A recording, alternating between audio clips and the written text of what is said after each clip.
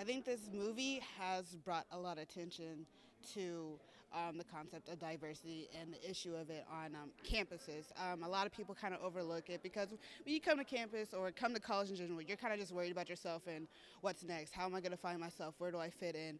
But this movie, when I went to see it, it really just made me step back because I related to a bunch of the characters. I'm like, okay, so like all these crazy thoughts that are going through my head, I'm not insane. Like this is like a genuine common feeling amongst people of color on campus. I mean, black movies in general are not very diverse. You always get your stereotypes in every black movie.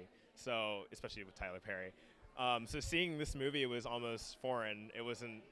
Honestly, it was a little uncomfortable for me a little bit. Just to finally see those different perspectives and different like diversity within the black community, not just diversity with the black community. That was a really unique perspective that I've never seen before.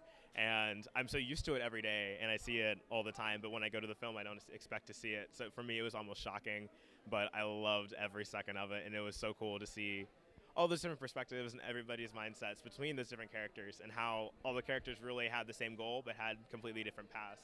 And that was extremely interesting for me. I didn't really feel uncomfortable in this movie. Like watching it, it was just very ironic. Like I think he did such a good job in like understanding the plight of like a student leader of color on the campus of PWI. But I could understand or be empathetic to how it can make other audiences feel uncomfortable.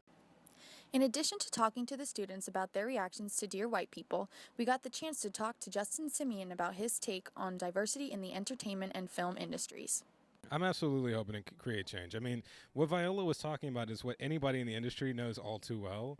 If you're anything besides a white man, and that means a woman, it means a woman of color, it means a person of color, it means someone who is, trans. Like, the opportunities are super limited because if that character isn't specifically whatever that thing is, it's just not even open to you a lot of the times, I mean, that is what it is, I think that, listen, I don't sit around bitching about it all day. Probably can't say that on your show, but I don't sit around bemoaning my fate, but I have to be aware of the reality. It would be ignorant, frankly, to try to make it in this industry and not be aware of the challenges that I face.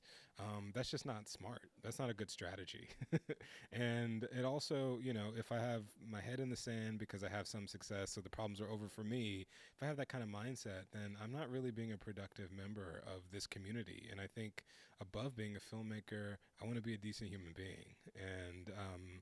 And that's important to me. It will always be important to me. And we have a long way to go in my industry alone. I can't imagine what it must be like in other industries where, people of color are not as in vogue as they are right now.